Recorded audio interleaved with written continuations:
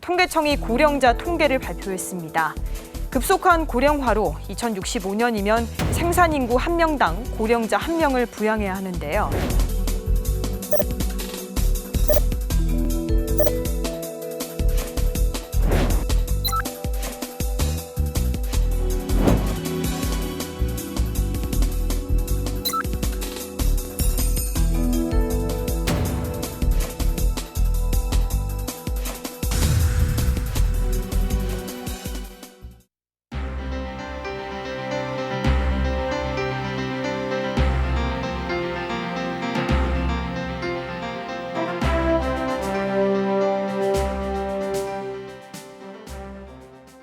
오늘 굉장히 중요한 주제로 이렇게 토론회를 컨슈머 워치와 함께 하게 된 것을 굉장히 기쁘게 생각하고요. 국민연금은 뭐 아시다시피 1988년도에 우리나라에 처음 도입됐고 그때는 10인 이상 사업장한테 이제 공적 연금을 도입을 해서 노후 보장을 이제 확보해 주는 그런 연금이 도입이 됐는데 굉장히 의미가 있다고 생각이 들었고요. 그 이후에 이제 99년도에 전 국민을 대상으로 이제 확대가 돼서 지금에 이르기까지 연금이 이제 40년을 설계를 했지만 아직 이제 뭐 평균적으로 한 25년 정도 99년도에 시작한 거로 하면은 한 20년의 역사를 가지고 있습니다. 그 이후에도 연금 개혁에 대해서 몇 번의 개혁이 있었습니다. 처음에 도입할 당시에는 많은 사람들이 가입을 목적으로 하기 때문에 내는 보험료의 보험료율도 낮았고 그리고 나중에 받아가는 그 수익비에 해당되는 소득대체율이 굉장히 높은 상태로 설계가 됐었는데 연금 개혁을 통해서 많이 그 개선이 됐었습니다. 국민연금 개혁 시급한데 여기에 초석을 마련할 수 있는 좋은 그런 소중한 시간이 되시기를 진심으로 기원드리면서 오늘 토론회 개최에 이렇게 바쁘신데도 불구하고 많은 분들 참석해 주신 거에 대해서 대단히 감사드립니다. 예, 감사합니다. 국민연금 지속 가능성 해법은 없는가 하는 이런 정책 토론을 국회에서 할 수 있도록 해주셨습니다. 통계청 인구 추계가 이제 우리 2019년 올해 3월달에 새로 발표했습니다. 5년에 한 번씩 발표를 하는데 2년밖에 안 됐는데 발표했습니다. 인구 문제가 심각한 거죠. 저출산 문제가 이렇게 원래 우리가 2년 전에 추계할 때보다 더 예상보다 더 빠르게 학계 출산율이 떨어지고 있기 때문에 생긴 문제고요. 그래서 2067년까지 가면은 뭐 중위 추계로 하더라도 인구가 3,929만 명으로 줄어들 것으로 계산하고 있습니다. 특히 이제 인구 규모, 이 국민연금에 있어서는 전체적인 총량 규모도 중요하지만 인구 구성 비율이 중요합니다. 노인 인구 비율이 2067년에 가면은 46.5%로 증가될 것으로 예상되고 있습니다. 46.5%로 65세 인구가 46.5%라는 이야기는 인구 중에 두 분 중에 한 분이 그 65세 이상 어르신이라는 이야기가 됩니다. 이건 뭐 우리 지금 역사상으로 경험한 적도 없고 지금 다른 여러 나라에서도 인구 전망을 하지만 우리나라 같이 이렇게 심각하게 전개되는 나라는 없습니다. 그런 측면에서 우리는 다른 나라가 했던 그런 연금개혁 정책 이상의 다른 노력을 하지 않으면 안 된다는 것을 인구가 보여주고 있는 것입니다. 그래서 학계 일을 기초로 해서 제가 재정 추계를 새로 했습니다. 원래 이제 우리 2018년도에 정부가 제4차 재정 재계산을 했고 거기에서 적립기금이 2057년에 고갈되는 것으로 전망이 됐습니다. 그럼 새로 이제 2019년 인구를 바꿔서 추계를 해보니까 적립기금 고갈 연도는 2057년으로 동일합니다. 다만 이제 문제는 이거죠. 부가방식 보험료. 적립기금이 고갈됐을 때 보험료를 얼마나 올려야 되느냐 하는 거죠. 지금 현재는 소득의 9%를 떼고 있는데 이 추세에 따르면은 2060년에 자기 본인의 소득의 30%를 보험료를 내야 그 당시 어르신들에게 연금을 지급할 수 있다는 그런 결과가 나온 겁니다. 그래서 과거에 요 추계 전에 인구에 의하면 한 27%만 올려도 된다고 했거든요. 27%도 거의 뭐 3배 올리는 수준이면 거기에다가 또 3%포인트가 더 올라간 것이 최근 인구 상황을 반영한 것이다 할 수 있습니다. 그래서 특히 이제 새로운 인구 추계는 사망률은 거의 똑같습니다. 뭐가 달라지는가 하면 학계 출산율을 다르게 조정하니까 학계 출산율이 조정됐다는 이야기는 보험료를 낼 수 있는 근로 가능 인구가 감소됐다는 것이고 이것은 그 전반적으로 우리 경제 활동 인구가 감소됐기 때문에 한 1인당 부담해야 될 보험료가 더 높아진다는 것을 의미하게 됩니다. 그래서 정부가 사실은 이제 제4차 재정 재계산 이후에 연금 개혁 방안을 개편 방안을 내놨습니다. 크게 보면 국가가 지급 보장할 것이니까 걱정하지 마라. 그리고 기금 운용 투명성도 더 높이겠다. 그리고 수익률 높이기 위해서 노력하겠다. 그리고 국민연금 사각지대 해소를 위해서 노력할 것이고 급여제도도 내실화하겠다. 그다음에 기초연금이나 퇴직연금, 주택, 농지연금 등 일반적으로 말하는 3층 노후소득보장 체계도 좀 더 정교하게 만들겠다. 그리고 이런 특히 이제 이 자산 운용과 관련해서도 이 여러 가지 노력들을 하겠다 하는 것을 개편안에 포함시켰습니다. 그리고 이제 그 구체적인 안으로서 대안을 한 개를 내놓은 게 아니고 선택 대안을 4가지를 내놨습니다. 이 첫 번째 대안은 현행 유지 방안입니다. 그냥 아무것도 바꾸지 않겠다는 겁니다. 이것은 어떻게 보면 이게 대안이냐 싶지만 국민연금과 관련해서 찬반이 서로 다른 생각들이 너무 충돌하고 있기 때문에 그냥 안 바꾸는 것도 하나의 방안이 될 수 있다고 생각합니다. 그래서 첫 번째 안을 내놓으신 거고요. 그다음에 두 번째 기초연금 방안은 국민연금은 그대로 두고 현재 노인 빈곤율이 문제가 되기 때문에 노인 빈곤율을 해소하기 위한 기초연금을 강화하겠다. 현재 정부는 기초연금을 30만 월 30만 수준에서 2021년까지 올리겠다고 지금 계획을 하고 지금 단계적으로 올리고 있습니다 이미. 그런데 이것을 한 40만 원까지 올리겠다 하는 것이 기본적인 아니고요. 그다음에 이제 이 노후소득보장 강화 1, 그 노후소득보장 강화 2라고 되어 있는 이것이 정부가 고민한 안입니다. 그러니까 소득 대체율을 현행 이제 2028년까지 40%까지 낮아지게 되어 있는 것을 중단시키고 45%까지 유지하겠다. 소득 대체율을 45%로 사실은 5%포인트 높이는 거죠. 그리고 보험료율도 현재 소득의 9%를 떼는 것을 12%까지 5년에 1%씩 해서 단계적으로 인상하겠다 하는 안이 세 번째 줄에 있는 것이고요. 네 번째 줄에 있는 것은 이 소득 대체율 45%도 너무 작다. 50%까지 올리겠다. 그걸 위해서 보험료도 월 소득의 9% 떼는 것을 13%까지 연차적으로 올리겠다 하는 것이 정부의 안입니다. 그럼 저는 정부가 소득 대체율에 대해서 고민하는 부분에 대해서 충분히 저도 공감을 가는 부분이 없지는 않습니다. 그런데 문제는 이제 지속 가능성 측면이죠. 지금 정부가 낸 세 번째 안 보험료율을 13%, 12%까지 올리고 소득 대체율을 45%로 올리는 안은 보시다시피 적립기금 소진 연도가 연장되긴 연장됩니다. 2057년에서 2063년으로 연장이 되는 거죠. 6년간 더 길어진 거죠. 그러니까 뭐 재정 안정성 측면에서 좀 더 나아졌다라는 그런 주장도 할 수 있을 거로 생각됩니다. 근데 문제는 적립기금이 여전히 고갈된다는 것이고 2063년 이후에 적립기금이 고갈되면 아까 말씀드렸던 우리 부가방식 보험료율이라는 것은 적립기금이 고갈됐을 때 할 수 없이 그 당시 근로세대에게 바로 거두어서 연금을 지급해야 되는데 그때 보험료율이 부가방식 보험료율인데 그것이 앞에서는 한 30% 정도에서 원래 현행 제도는 30%로 가능했는데 이 제도를 하면은 거의 35% 수준까지는 올려야 된다. 5%포인트를 더 올려야 된다는 거죠. 그러니까 30%도 걱정되는데 이 부가방식 보험료를 35%까지 또 더 올려야 되는 미래 세대의 부담이 가중될 수 있는 가능성이 제기되는 것입니다. 네 번째 안은 급여를 더 높이고 보험료율도 더 높이는 것이죠.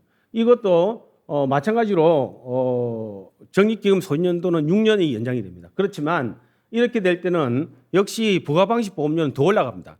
아까 4만 원 35%까지 올랐다면 이번에 37%까지 이 정도까지 올라야 됩니다.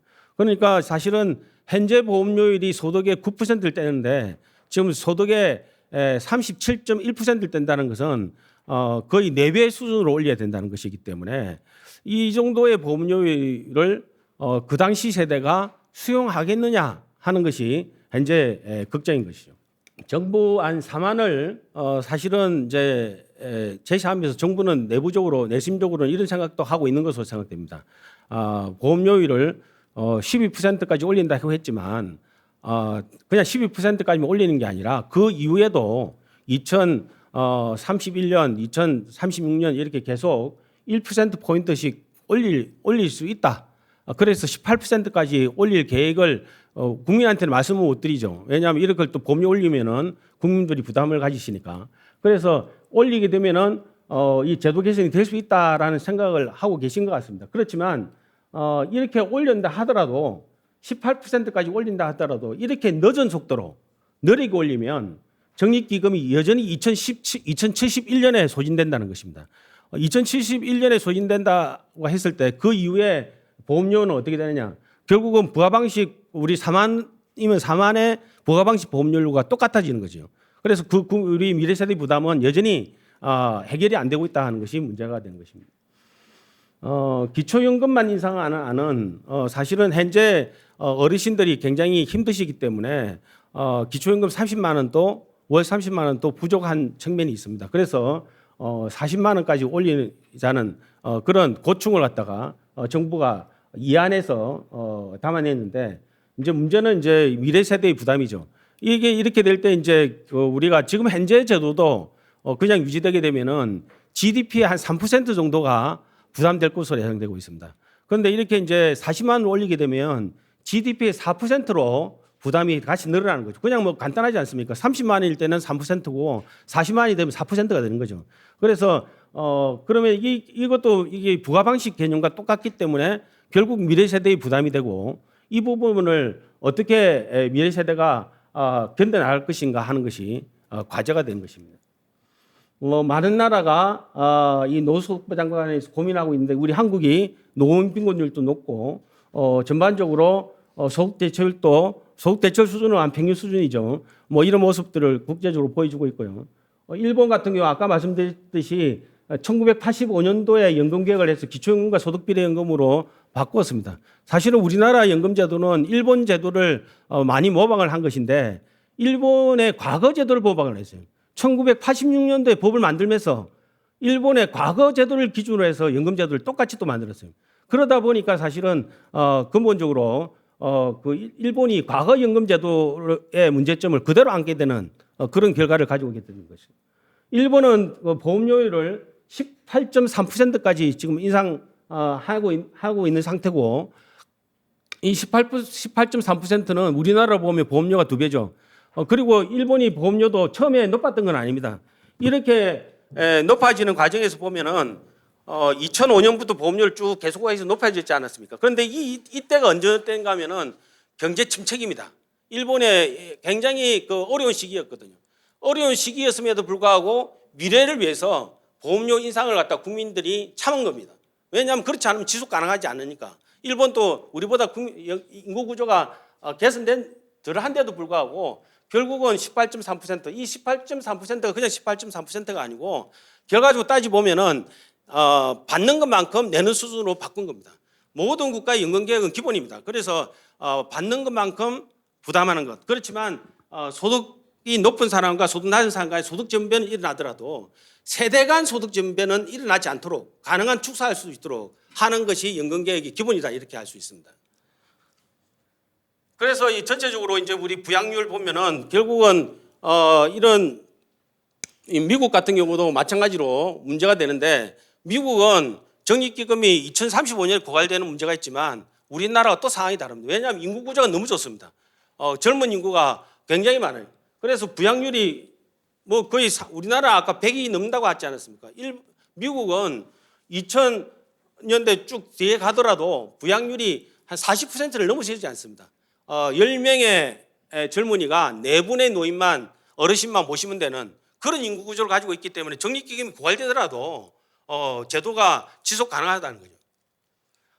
캐나다 같은 경우가 바로 이제 보험료도 인상하고 적립기금 이 급여율을 최근 인상시키는 그런 개혁안을 지금 해서 우리도 이렇게 하면 되지 않겠냐는 이야기인데, 사실은 캐나다는 이미 연금 개혁을 할 때 보험료 9.9%에 해당하는 것만 연금을 받도록 이미 수식균형 체계가 가 있습니다.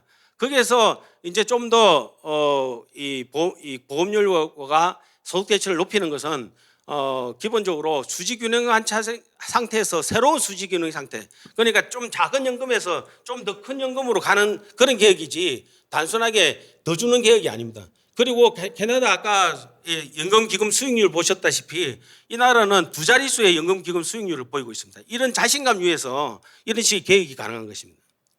그래서 전체적으로 봤을 때 우리나라 기금운용 체계 개편은 결국은 전체적으로 기금 운용을 좀 다시 잘하는 것도 해야 되고, 국민연금과의 형평성도 좀 더 노력을 해야 되고, 그 다음에 기초연금과 국민기초생활보장제도와의 역할 재분배도 해야 되고, 그 다음에 퇴직연금과도 기능을 분담할 필요가 있습니다. 그리고 전체적으로 봤을 때 정합성이 있는 노후소득보장제도, 그러니까 지속 가능한 노후소득보장제도가 되어야 된다는 것이고요. 그래서 세대 간 형평성이 미래 세대한테 지나치게 부담이 늘어날 때 미래 세대한테 부담이 갈 수밖에 없습니다. 지금 상태는. 그렇지만 지나치게 가서는 안 된다는 것이죠. 그런 내용이 필요하다는 것입니다. 그다음에 이제 그 전체적으로 국민연금 전체로 봤을 때 소득 보장과 지속 가능성과 세대 간 형평성을 같이 유지해야 된다고 생각합니다. 정부가 소득 대체율을 45%라든지 50%로 올리는 걸 저는 근본적으로 반대는 하지 않습니다. 특히 이제 이 부분이 저는 제일 중요한 부분 중에 하나인데, 퇴직연금입니다. 우리 전 세계적으로 봤을 때 이 퇴직연금을 우리나라와 같이 강제화하는 나라, 그러니까 소득의 8.4%니까 거의 국민연금의 보험료 수준과 비슷하거든요. 그런데 8.3%에 강제적으로 의무적으로 한 나라치고 국민연금 소득비례연금을 동시에 가지고 있는 나라는 없습니다. 예를 들면 호주라든지 네덜란드 같은 경우는 소득비례연금이 없어요. 그냥 기초연금이 있고, 그 다음에 퇴직연금제도, 강제 퇴직연금제도가 있습니다. 그리고 그냥 강제적인 소득비례연금제도가 있으면은 이 퇴직연금제도가 필요 없다는 게 아니라 퇴직연금은 각 기업에서 선택적으로 할 수 있도록 임의적으로 만들어져 있다는 거죠. 우리나라는 국민연금도 강제지만, 당연히 강제지만 기초연금도 있는데다가 또 소득비례연금도, 예를 들면 퇴직연금도 이렇게 강제적으로 해놓으면 이 부담 가능한 것이 사실은 거리가 멀어진다는 거죠. 왜냐하면 우리가 국민연금 보험료는 최소한 16%까지 올려야 되거든요. 그런데 퇴직금 부담이 또 8.3% 있으니까 그 전체 부담하는 사람 입장에서 보면은 너무 가중하다는 거죠.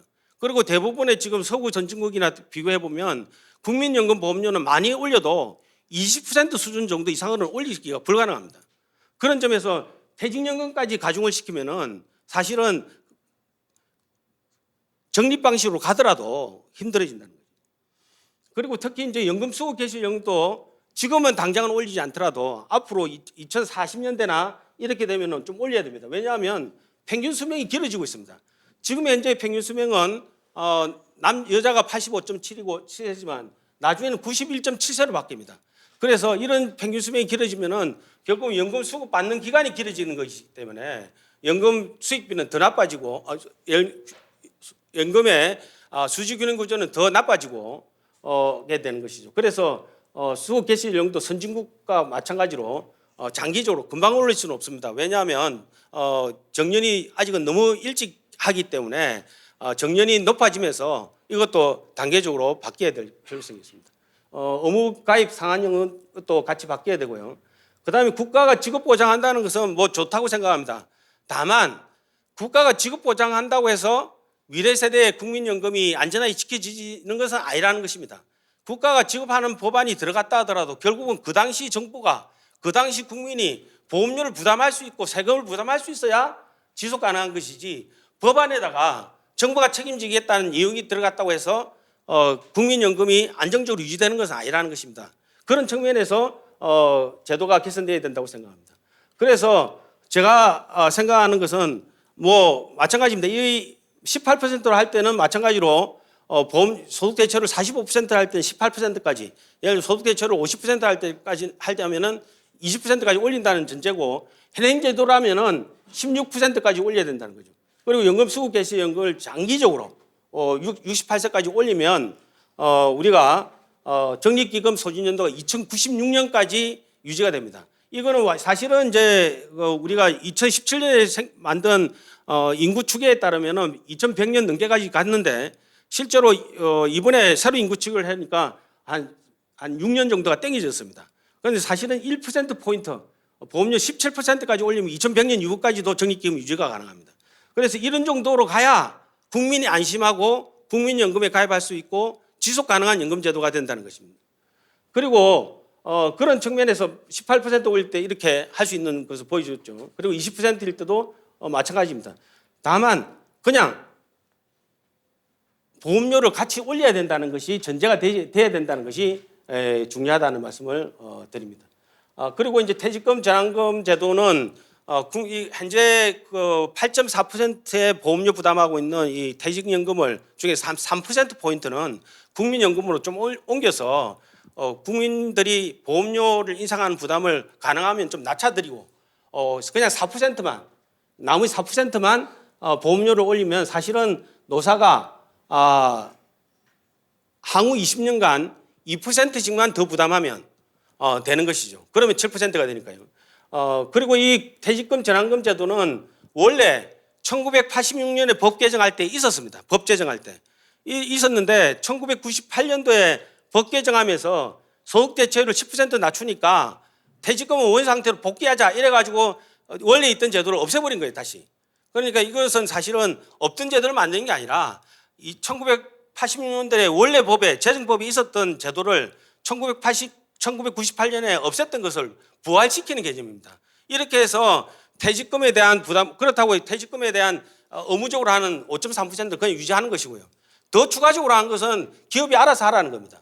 그렇지만 3%포인트는 국민연금에 가져와야 미래 세대 부담도 줄고 미래 기업 부담도 줄고 그리고 전체 소득보장제도가 살아날 수 있다는 것입니다.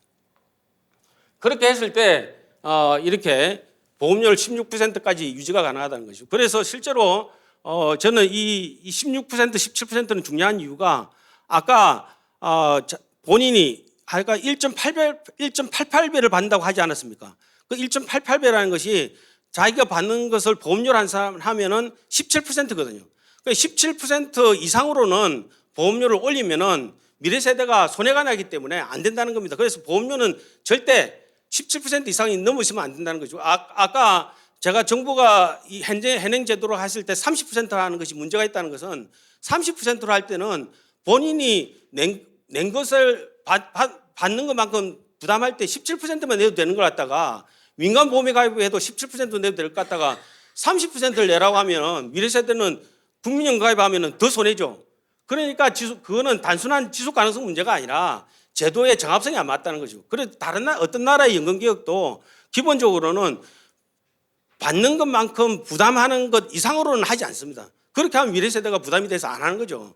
그래서 우리나라도 보험료를 아무리 올려도 17% 이상으로 올리면 안 된다는 것이고, 그래서 저는 16%를 제시한 것이고, 그러면은 미래 세대도 지속 가능한 그런 아이 되는 것이죠. 그리고 보험료를 올리더라도 가능하면 지금 향후 20년 내에 빨리 올려야 됩니다. 왜냐하면 지금 베이비붐 세대가 아직은 경제 활동을 하고 있을 때 보험료를 올려야 그 재정 효과가 크다는 거죠. 왜냐하면 1970년생 같은 경우에 있어서는 거의 100만 명이 태어났습니다.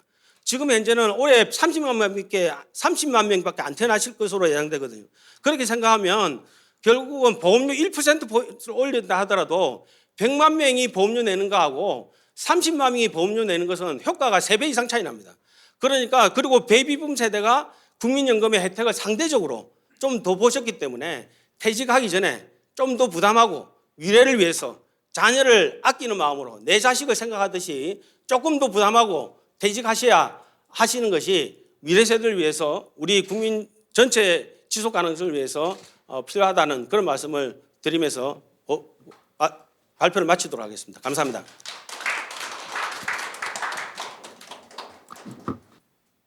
예, 감사합니다. 뭐 상당히 이제 광범위한 주제고 또 많은 그 내용을 얘기해 주셔서요. 제가 뭐 요약은 안 하겠으나 아마 그 제일 큰 방향은 아마 이제 그 받으려면은 그만큼 내라는 게 가장 우리 그 사회안전망 정책의 가장 핵심적인 방향이 아닐까 생각합니다. 그리고 제가 이제 그 여러 가지 개혁 방안 논의하기 전에 제가 간단히 하나 드리면은 개혁은 지금 세대에 빨리 해야 된다라는 게 아까 이제 우리 인구가 이제 작년에 태어난 인구 뭐 요즘 일자리 창출 얘기도 많이 나오지만은 30만 명대 이라고 이제 떨어졌거든요. 떨어지면서 우리 학생들한테는 저는 이런 강의를 합니다. 지금 학생 세대 가장 불행한 세대다라고 얘기를 많이 하는데 이제 일자리나 이런 게 이제 많이 만들어지지 않은 세대지만은 작년에 수능 본 애가 59만 명이거든요. 그럼 그 애네들을 소화해내기가 어렵습니다. 어렵지만은 15년 후 지나면 노동 공급 자체가 굉장히 줄어들기 때문에 뭐 일자리 문제는 없겠지만 아까 말씀하신 대로 사회안전망 문제는 더 심각해질 수 있다는 차원인데요. 그런 차원에서 아마 이제 그 큰 방향으로 이제 그 받으려면 그만큼 내라는 가장 큰 원칙인 것 같고 그러면 그 내는 게 얼마만큼 내는 게 중요한 그 얼마만큼 내는 게 그 중요한데 그거는 결국은 정치적 사회적 합의를 봐야 된다는 거고요. 그러려면은 또 개혁은 가장 빠르게 하는 게 좋다라는 게 결론인 것 같습니다. 곽관원 교수님께서 토론해 주시겠습니다. 예, 안녕하십니까. 선문대학교 곽관원입니다. 저는 그 법을 전공을 하고 있습니다. 그러니까 법 제도적인 측면에서 뭐 이 부분과 관련해서 조금 그 보완하는 측면에서 좀 토론을 하겠습니다. 뭐 발표 내용에 대해서는 워낙 잘해주셔서 제가 공부를 많이 했고요. 특별하게 뭐 의문을 제기하거나 그런 부분들은 없습니다. 국민연금 기금에 대해서는 참 고민이 많죠. 여러분들이 많은 고민들을 하고 계시고요.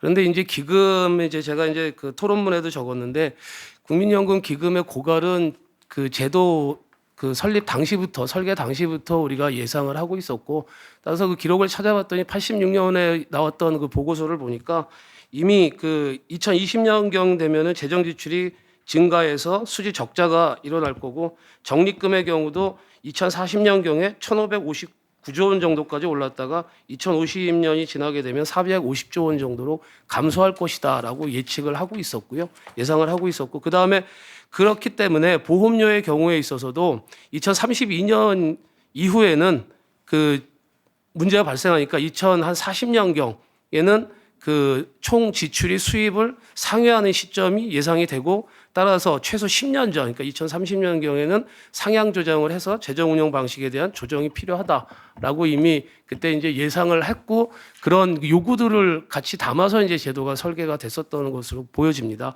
그럼에도 불구하고 그 국민연금 보험료는 한번 오르고 그 뒤로 계속해서 지금까지 유지가 되고 있는 거고요. 그러면 설계 당시부터 이렇게 예상하고 권했던 사안들에 대해서 실행하지 못했다는 측면에 대해서 조금 아쉬움이 많이 있는 것 같습니다. 그리고 이제 또 그 두 가지 이제 기금 운영과 관련한 측면에서 좀 한번 기금의 뭐 재정 안정성이라는 측면들 뭐 여러 가지가 있는데 운영과 관련해 가지고는 논의가 있었는데 국민연금 기금 운영의 기본 원칙으로 제시가 됐던 게 안정성, 수익성, 공공성입니다. 이 세 가지가 기본적으로 그 중요하다라고 최초에 제시가 됐었고요. 근데 이게 이제 법적인 측면에서 논의가 됐었던 게 1993년이죠. 93년에 공공자금관리 기본법이 제정이 되면서 이 위헌 시비가 걸리게 됩니다. 해당 법률이. 근데 이 법은 뭐냐면 국민연금 기금의 보험료 납부를 하게 되면 운용에 필요한 비용 빼고 나머지는 여유자금으로 봐서 이거를 그냥 국가 회계에 넣어가지고 국회 동의도 받지 않고 그냥 사용을 하겠다라는 그런 아이디어를 갖고 있었던 제도고요. 그러다 보니까 이 부분이 좀 위헌 시비가 걸리게 됩니다. 그러면서 이때 위헌과 관련해 가지고 이제 헌법재판소에서 그럼 국민연금 기금 운영을 어떻게 해야 되느냐라는 부분에 대한 검토가 이루어지게 되는데요. 그때 되면 국민연금 기금의 그 운영에 있어서는 안정성, 수익성, 공공성 등이 종합적으로 고려해야 할 것이나 그 중에서도 장기적인 안정성을 최우선적으로 고려할 것이 요구된다라고 얘기를 하고 있습니다. 그러니까 헌법재판소의 경우에서도 기금이 소진될 수밖에 없던 국민연금의 어떤 상황을 고려를 했을 때 운영에 있어서도 기본 원칙들을 제시를 하고 있는 거고요. 또 우리 국민연금법은 명확하게 102조에서 그 안정성을 갖다가 최우선적으로 고려를 해서 운영해야 된다라고 지금 하고 있습니다. 그렇기 때문에 국민연금 기금 운영과 관련해서는 안정성이 최우선의 과제가 되는데, 그렇다면 이제 안정성을 하기 위해서는 어떻게 해야 되느냐, 기금이 고갈되는 시점에서 그 부분들은 좀 명확해지는 것 같습니다. 그 명확해져서 일단은 그 보험료하고 소득 대체율 생각을 해봤을 때는 그 보험료 인상, 소득 대체율 관련해서는 뭐 고정이라든가 뭐 이런 부분들을 함께 고려를 해야 되는데, 이런 상황에서 소득 대체율을 인상을 하겠다. 그것도 소득 대체율 인하는 오랜 논의를 거쳐가지고 그 정해진 사안이고 지금 그게 실행이 되고 있지 않습니까? 되고 있는 과정인데, 상황은 그때 기금의 상황이나 이런 것들은 결코 변하지 않은 상황에서 소득 대체율을 인상을 하자고 하는 논리적 근거가 있는가라는 부분에 대한 부분도 한번 고민을 해봐야 되지 않을까 생각이 듭니다. 그리고 그런 그 안정성에 대한 고려가 없는 상태에서 그 지급 보장을 명문화한다라고 하는데, 이 경우 저는 이제 두 가지 문제가 있다고 생각을 합니다. 지급 보장인데 보장의 수준에 대한 합의가 있느냐라는 얘기죠. 지급을 보장을 한다 국가는 당연히 그 이런 규정이 없어도 국민연금에 대해서는 그것을 그 재정적으로 지속 가능하게 운영할 책임이 있기 때문에 지급해야 될 의무가 있습니다. 그러니까 당연히 지급해야 되는데, 명문으로 구체적으로 네가 못 받는 금액에 대해서는 지급을 보장하겠다라고 했을 때 이 보장의 수준이 지금 내가 받는 소득 대체율 수준을 얘기를 하는 건지, 아니면 그 기금의 상황에 따른 어떤 그런 그 인하라는 것들을 받아들이는 수준인지, 이런 부분들도 좀 명확하지 않다라는 측면이 있어서 오해 여지가 좀 충분히 있고요. 그다음에 이제 두 번째는 이런 기금이 고갈되는 게 보이는 상황에서 소득 보장을 명문화하겠다라는 거, 아까 발표자께서 말씀하셨던 것처럼 이대로 가면은 후세대 기금 고갈하는 세대가 30% 이상의 보험금을 지급을 해야 되는 상황이 되는데, 그럼 결국은 이거는 후세대한테 모든 책임을 떠넘기겠다라는 그런 어떤 그 표현이 될 수 있다라는 측면에서 좀 더 좀 신중하게 접근을 해야 되지 않나는 생각이 듭니다. 기금의 안정성 측면은 지금 기금의 지속 가능성이라는 측면하고, 또 하나는 지금 현재 운영이라는 측면이 있습니다. 이 기금이 고갈이 된다라는 거는 다른 측면으로 얘기하고 보면은 그 국민연금 기금에서 보유하고 있는 자산을 매각을 해야 된다라는 이런 상황이 벌어집니다. 그런데 지금 보면은 우리나라 기업들의 30대 기업 같은 경우 최대 주주가 지금 국민연금인 이런 상황인데, 만약에 이게 부족해가지고 그 기급 보험금 지급을 위해 가지고 그 주식을 처분한다라는 시그널이 시장에 전해지게 되면 상당히 큰 혼란이 오지 않을까 생각이 듭니다.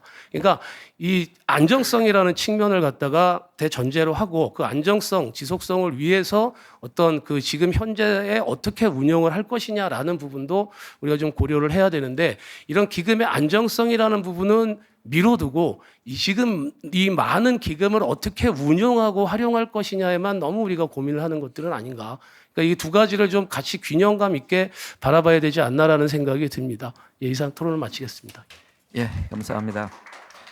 이제 교수님께서는 이제 어차피 이제 설계 당시부터 예상이 됐었고, 그것이 이제 우려가 됐었던 측면인데, 아직까지도 이제 그런 부분에 대해서 이제 논의하는 것에 대한 아마 이제 심각한 우려를 하시는 거로 저는 생각을 하고 있습니다. 이제 뭐 거기에 대한 개혁 방안으로 이제 국민연금 소득 대체율, 뭐 보험료 등에 대한 종합적인 개편이 필요하다는 거고요. 그다음 두 번째로 그게 이제 국민연금 기금의 이제 운영 원칙인데, 거기에 큰 것 중에 이제 안정성, 수익성, 공공성 중에서 이제 안정성이라는 큰 전제 하에서 수익성과 공공성이 논의돼야 된다, 저런 이렇게 이해를 하고요. 그 다음으로 이제 곽은경 사무총장님께서 토론을 해주시겠습니다. 네, 컨슈머워치 곽은경입니다. 저는 소비자, 국민 입장에서 이 국민연금의 그 지속 가능한 개편 방안에 대해서 말씀을 드려보도록 하겠습니다. 발제자께서도 계속 언급하셨듯이 우리나라는 저출산, 고령화 사회에 진입을 하면서 일을 할 수 있는 인구가 급감하고 있는 상황이고요. 2067년에는 65세 이상의 인구가 전체 인구의 46.5%를 차지한다고 이제 아까 언급을 하셨습니다.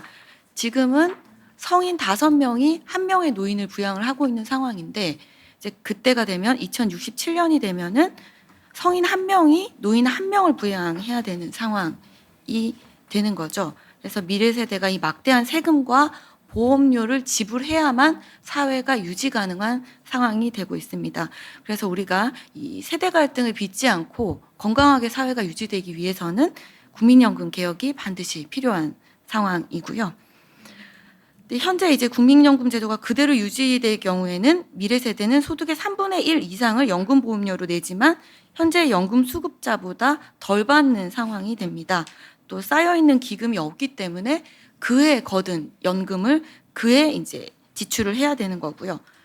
저는 미래 세대가 과연 더 내고 덜 받는 상황에서 계속해서 국민연금을 낼지, 그래서 노인을 부양할 수 있을지 또 근본적으로 이제 의문을 가지고 있습니다.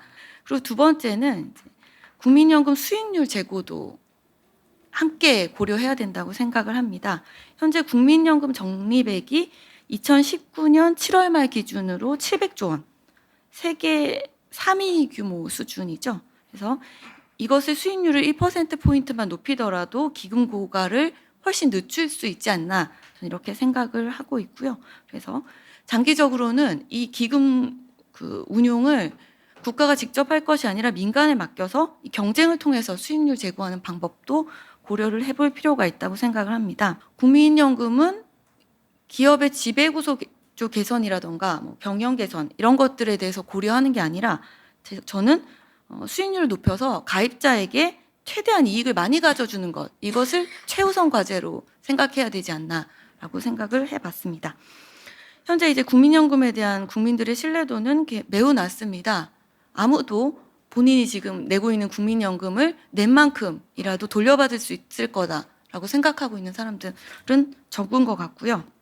그래서 이 기금 고갈을 막고 국민들의 신뢰도를 높이면서 계속해서 지속 가능한 국민연금 제도를 운영하기 위해서는 수익률을 높여서 국민의 신뢰를 높이는 힘에 좀 더 힘을 써야 된다, 이런 생각이고요.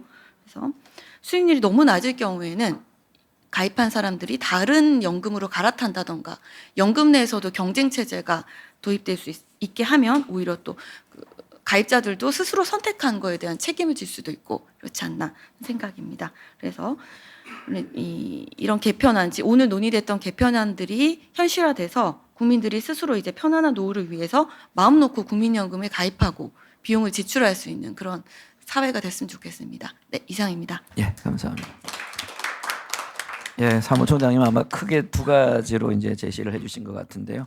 젊은 세대, 더 나아가 이제 소비자 입장에서 국민연금 문제, 지금 미래 세대 문제인데, 이제 미래 세대들은 어차피 이제 사회에서 은퇴한 이후에 부양에 대한 부담은 훨씬 지금 세대보다 높아질 것이고, 그에 반해서 이제 본인들이 생각했을 때 지금 적립 기금도 이제 고갈된다고 생각했을 때 지금 내는 것과 이제 그 차후에 이제 부담은 오히려 더 늘어나는 거 아니냐, 그거에 대한 고려를 해서 미래 세대의 부담을 고려해서 국민연금 개편안이 이제 논의돼야 된다는 거고, 두 번째는 이제 아마 국민연금 이제 운용을 하는 데 있어서 그 목적이 요즘 뭐 스튜어드십 코드 얘기도 많이 나오지만은 목적이 결국은 수익성과 안정성을 차원에서 해야지 정치적인 목적에 의해서 움직여서는 안 된다. 즉 정치적인 독립성을 확보하는 차원에서 수익률을 높이는, 수익률을 제고하는 방향으로 기금이 운영이 돼야 된다라는 이제 의견을 주셨습니다.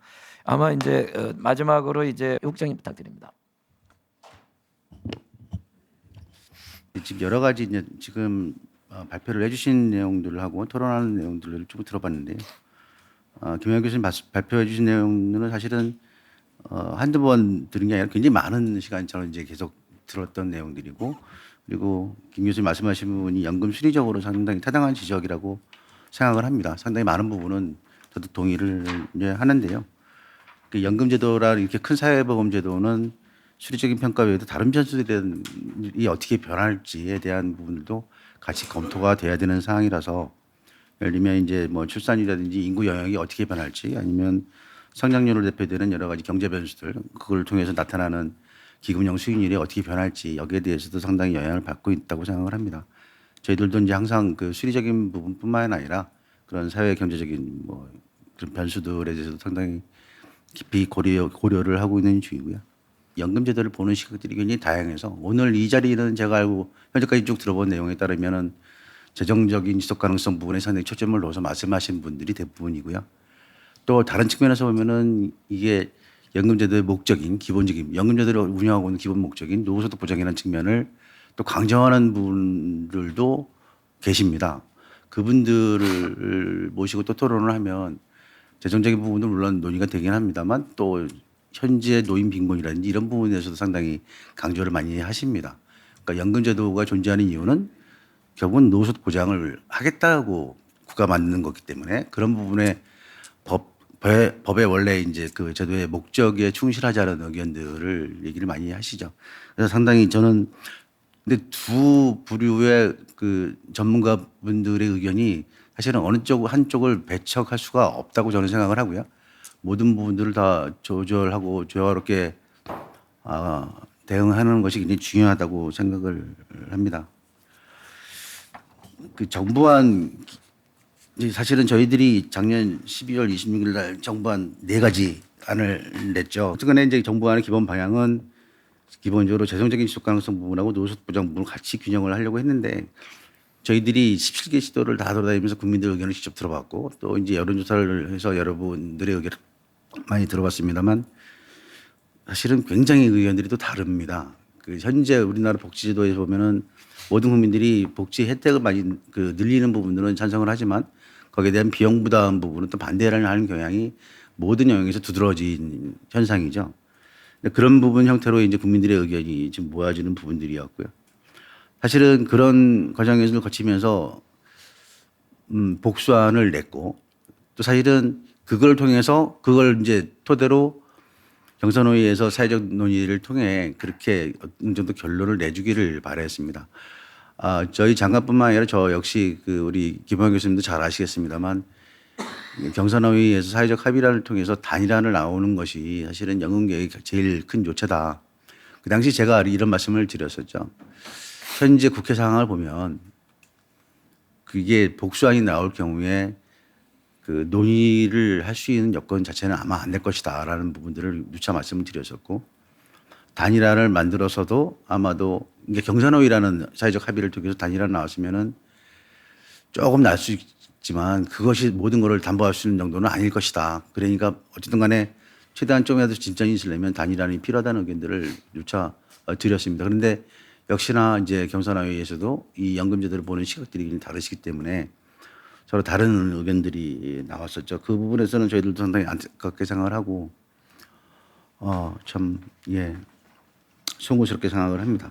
근데 이제 또 경선회의에서 이렇게 논의를 하면서 지금 우리가 주로 논의하는 거는 이제 소득세율 보험료율 부분을 얘기를 많이 하셨는데요.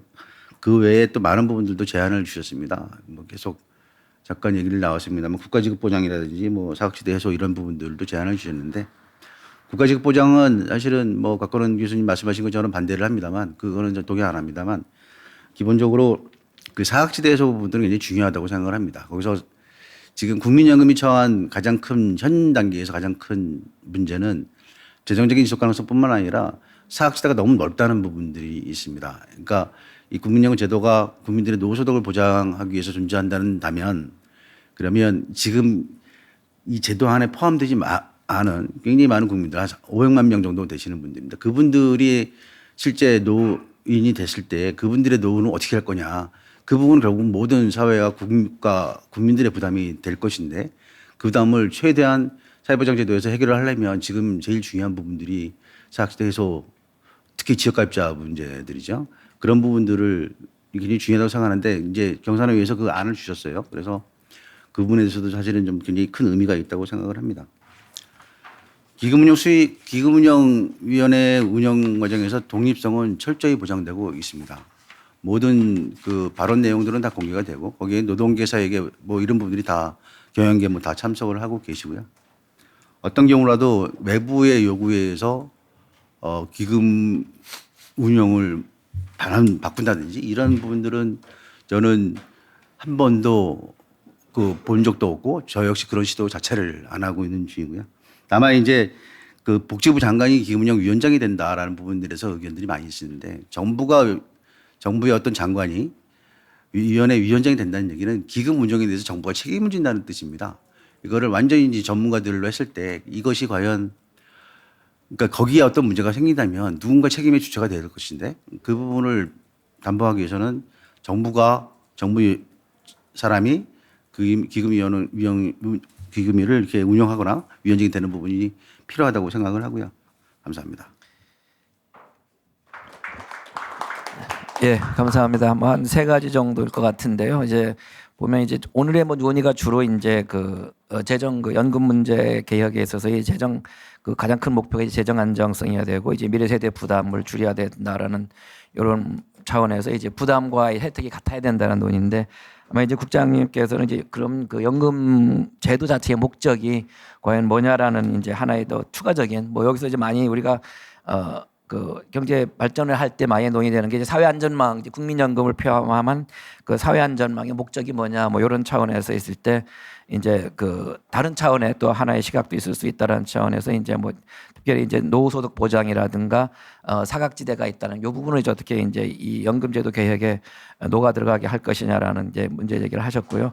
그다음에 이제 정부 단일화는 문제는 결국은 이제 정부 안도 있지만은 이제 결국 결정은 최종 결정은 이제 국회에서 논의를 하면서 이제 돼야 되는지 않겠느냐는 거고 마지막에는 이제 그 정부의 그 역할이라고 볼 수 있는데요. 이제 기금 운영에 있어서의 역할에서 정부는 상당히 이제 독립적이고 건전성을 유지하면서 하고 있다라는 토론자에 대한 그 해명이 있는 것 같습니다.